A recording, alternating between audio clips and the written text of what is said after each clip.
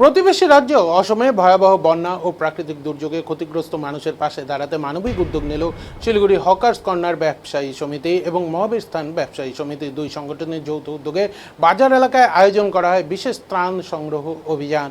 এই কর্মসূচিতে উপস্থিত ছিলেন রাজ্যের পর্যটন মন্ত্রী তথা শিলিগুড়ির বিধায়ক শঙ্কর ঘোষ। তিনি বাজারে বিভিন্ন দোকান ঘুরে ব্যবসায়ী, ক্রেতা ও সাধারণ মানুষের কাছ থেকে স্বেচ্ছায় আর্থিক অনুদান সংগ্রহ করেন।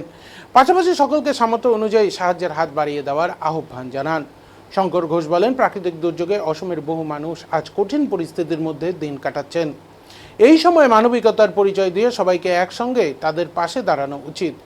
তিনি আশা প্রকাশ করেন, শিলিগুড়ির মানুষ সবসময়ের মতো এবারও উদারভাবে সাড়া দেবেন। আয়োজকদের পক্ষ থেকে জানানো হয়, এদিন সংগৃহীত সমস্ত অর্থ অসমের মুখ্যমন্ত্রীর ত্রাণ তহবিলে পাঠানো হবে, যাতে দ্রুত বন্যা দুর্গত মানুষের কাছে প্রয়োজনীয় সাহায্য পৌঁছে দেওয়া যায়।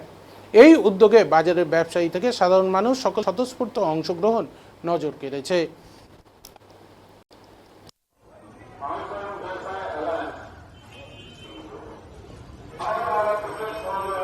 আপনারা দান করতেন, আপনারা সবাই অবগত আছেন।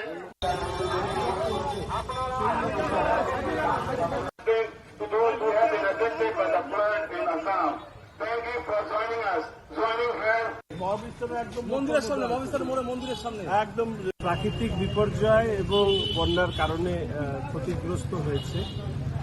ফলে স্বাভাবিকভাবে এটা আমাদের নৈতিক দায়িত্ব, মূল্যবোধ, মানবিকতা যে প্রতিবেশী রাজ্যের মানুষ যখন বিপর্যস্ত হয় তার পাশে দাঁড়ানো আমাদের একটা দায়িত্বের মধ্যে পড়ে। সেই দায়িত্ব পালনের জন্য আমাকে হকার্স কর্নার ব্যবসায়ী সমিতি, মহাবীর স্থান ব্যবসায়ী সমিতি তারা অনুরোধ করেছিলেন যে তাদের ত্রাণ সংগ্রহ অমিতায় ত্রাণ সংগ্রহ অনুষ্ঠানে যুক্ত হওয়ার জন্য। তো আজকে আমার অন্য কাজ থাকা সত্ত্বেও আমি এই দুটো ব্যবসায়ী সমিতির ত্রাণ সংগ্রহ শুভারম্ভ করা হলো এবং আমরা চিফ মিনিস্টার রিলিফ ফান্ডে এই যা সংগৃহীত অর্থ সেটা আমরা পাঠিয়ে দেব।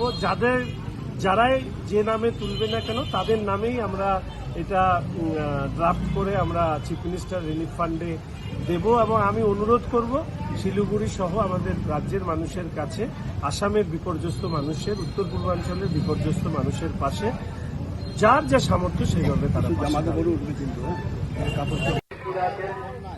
যারা এই বন্যার ফলে বহু মানুষের প্রাণহানি ঘটে, বহু মানুষ হয়ে পড়ে, বহু প্রবাসী